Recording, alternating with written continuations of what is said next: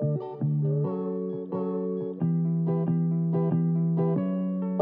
日同大家煮一個小朋友同老人家都好鍾意同埋好好送飯嘅老少平安。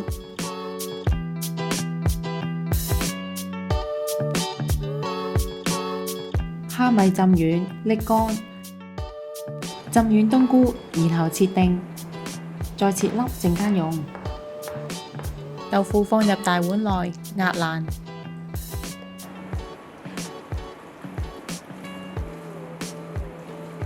加入鯪魚肉、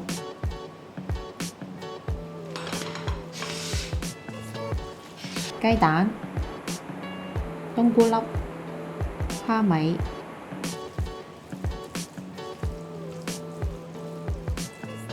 胡椒粉同生粉一齊撈勻，將所有材料撈勻，平均放喺碟上。喺個鑊度煲熱水，水滾之後，將碟魚肉放入，閂蓋，開大火，隔水蒸8分鐘。喺蒸緊魚肉嘅同時，我哋可以用另一個煲仔煮熟油同生抽。蒸完之後，可以將碟內多餘嘅水分倒去。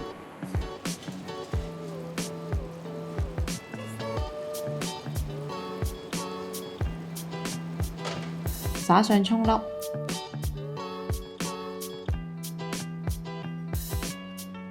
再淋上熟油同生抽，咁就食得啦。